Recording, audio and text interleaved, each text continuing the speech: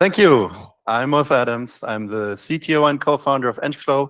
I had 2 colas today, so I'm really high energy right now. Um, so if you don't know my history, I was tech lead and manager on the Bazel team right over there. And I've been wanting to do this talk for a long time now. I felt so bad about it that when I was asked whether I want to do a talk here, I said, yes, let's do coverage, finally. So now I've written everything down. Now I feel much better. I don't have to hold this talk anymore.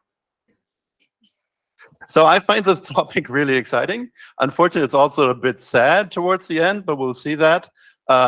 So if you don't find this topic as exciting as I do, then of course it's fine if you fall asleep. Except for the bug people, I will quiz them afterwards.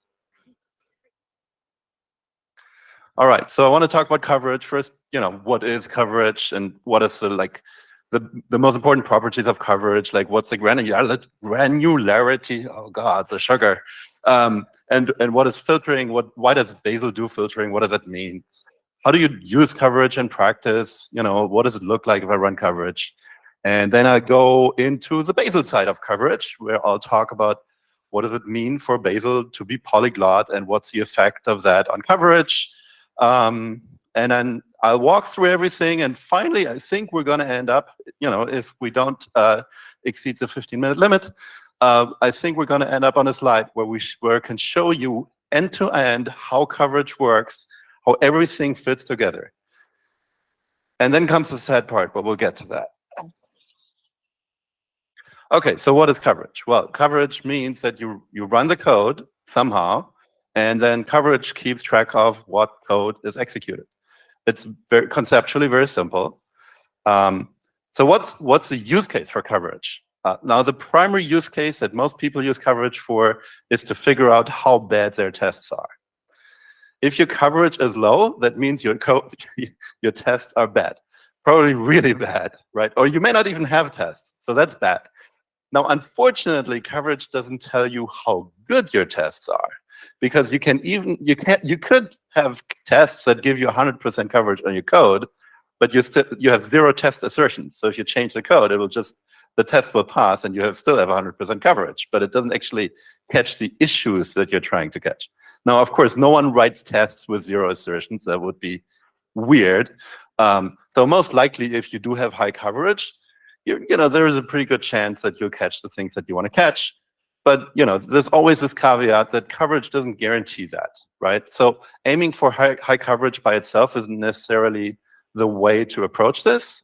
And different people have different guidelines, right? Google has published a guideline. I think the aim is you should aim for 70% coverage, which, there is also a Zen story about coverage where the new guy comes in and the master says you need to have 100% coverage, and then the experienced guy comes in and the master says, well, you should really have 92% coverage.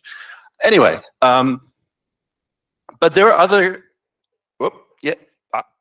yes, there are other use cases besides figuring out how bad your tests are.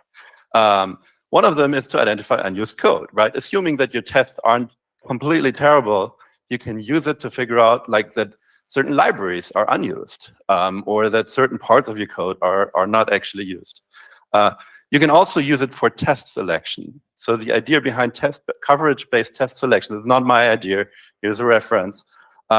Is that you measure the coverage for every test, and then if you change the code, you only need to rerun the tests that covered that part of the code that you're changing, right? And you can make that very fine-grained and can use that to really narrow down how many tests you're running. All right, that gets us straight to granularity. So you can collect coverage. There is no right way to collect coverage. There are many ways to collect coverage, and they have different properties. There are different advantages, different disadvantages, right? Some people just collect per file coverage, and if that's what you want to know, that's what you want to do. You can also do, if you're Java or other languages have classes, you can do per class coverage, you can do per function coverage, you can do per line coverage. Now, sometimes per line coverage is called per statement coverage because some very smart computer scientists came up with this really accurate description of what every coverage mode does. So that's great. And oftentimes, so per line coverage is really what we see most commonly in like programming languages. But sometimes what we add on top of that is per branch coverage. So it's a little bit weird, like per line, per branch coverage. So what per branch coverage does is if you have like a branch with 2 conditions and you use a shortcutting Boolean operator, that means if the first condition is, okay, let's say it's an AND condition.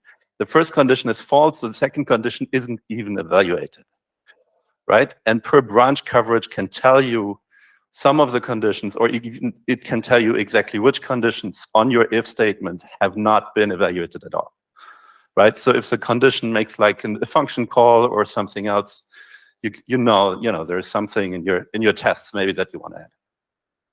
There are also languages that have per character coverage. I hear that Haskell has per character coverage. And the reason for that appears to be that, you can write such compact Haskell. He knows. You added it? Okay, 5 minutes. Oh, God. I need to go faster. All right.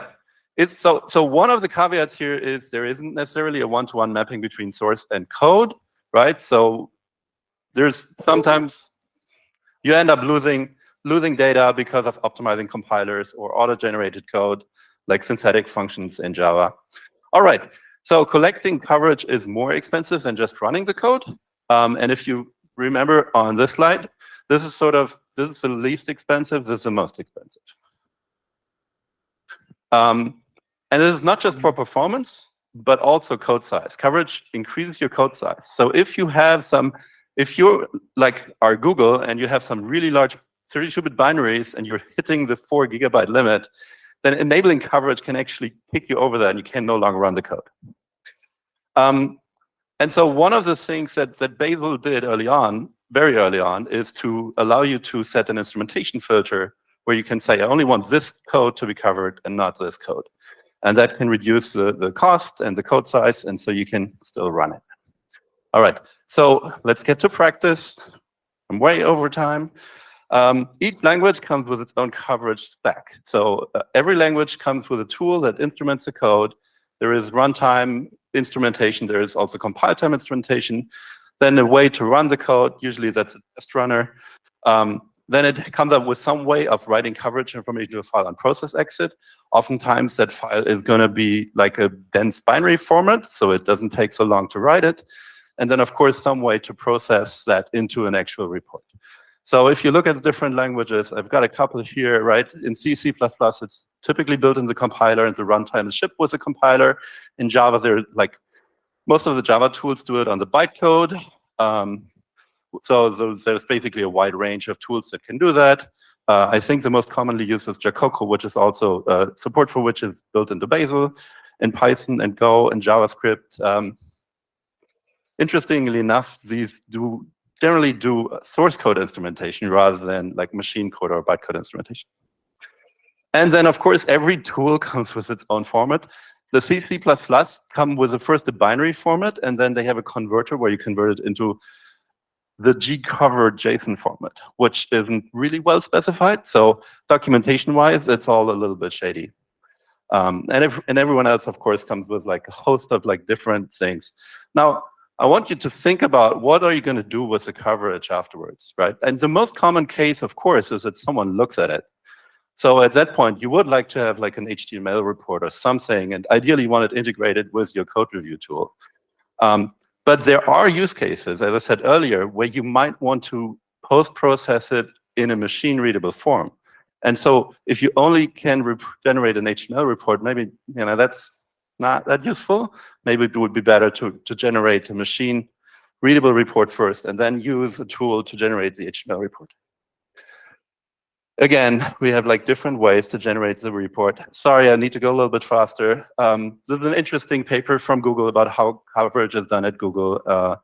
And I didn't contribute to it, but my boss did. So take a look if you're interested. All right, so this is what it looks like. I just ran it over part of our code base, right? This is a gen HTML report. So looking at the C++ tool chain here, but the input is actually from Jacoco. So I actually ran Jacoco for the coverage over some Java code, and then used the C++ tools to generate the HTML report. And as you can see, we have really good coverage on our code. So you should totally buy EngFlow. And you can also see here, the tool out of the box gives you not just line coverage, but also function coverage. The tool also supports branch coverage, and I'll show you in a second what that looks like. So if you look at the HTML output, it like, a 1 means covered, a 0 means not covered. So I actually changed one of the tests to make sure that it shows up in red here, because this library has really, really good coverage. So for branch coverage, this looks, you get like these additional things at the beginning where it shows you there are 4 branches on this line. Why are there 4 branches on the line? Anyway, there are 4 branches on this line, and one of them isn't covered. Now, unfortunately, it doesn't tell you exactly where and exactly what. It could do that. In principle, it has that information. Doesn't do that out of the box. I don't want to go into how you use it, right? The documentation on this for user side is actually pretty straightforward. So let's talk about Bazel, and Bazel is polyglot, which means it's designed to work with any number of languages. Now, what is Bazel supposed to do? Integrate with every one of n language-specific coverage stacks, keep everything separate, and then generate n HTML reports?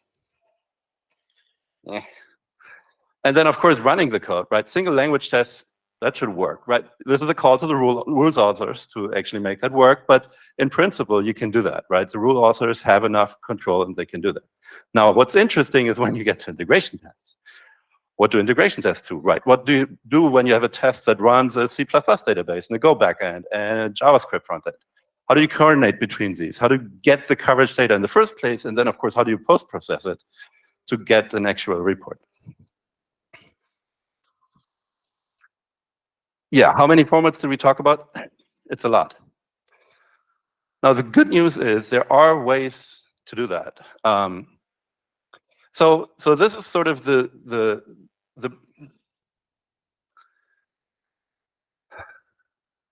specification of how Bazel does coverage and integration tests. It sets 2 main environment variables. One is a coverage manifest.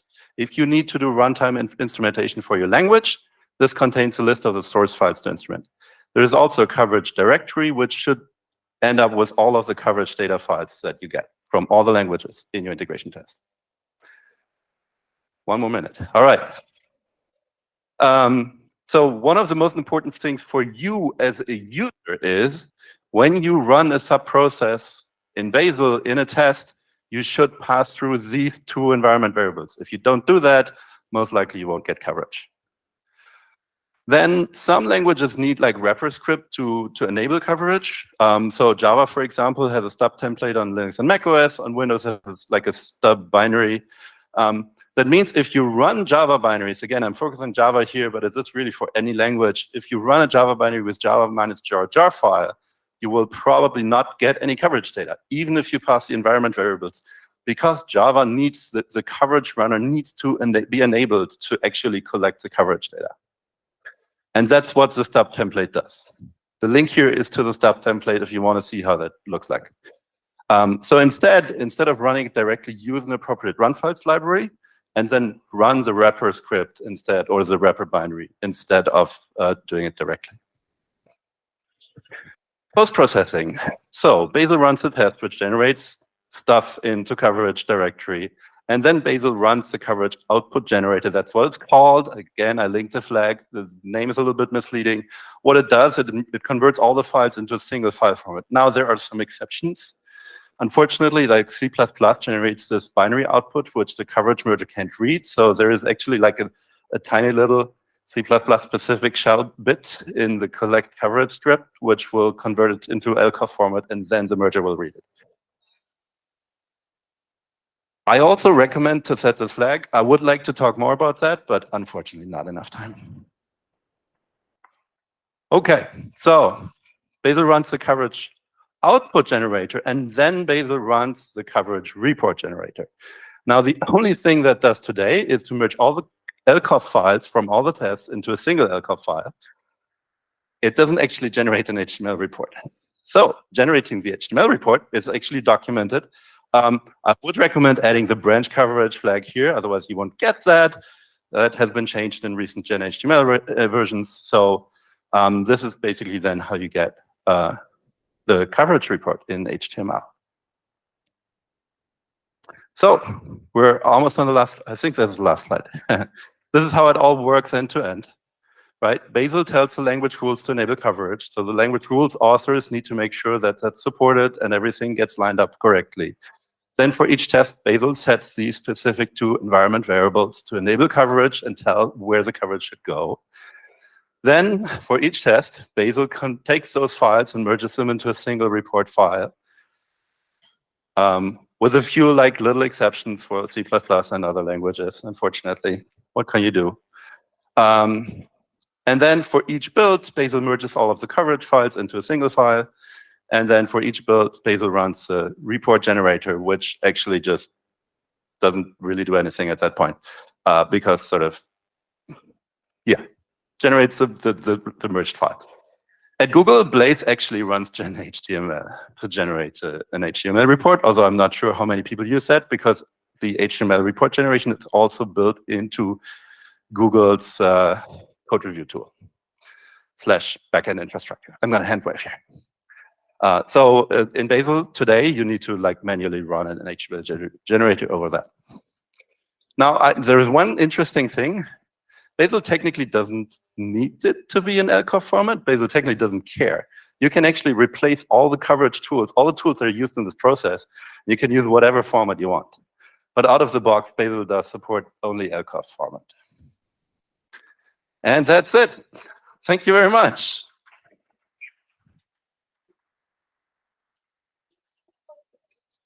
One last note, if you have any questions about coverage, send me an email at ulf@engflow.com. I promise I will answer. But I don't promise that you'll like the answer.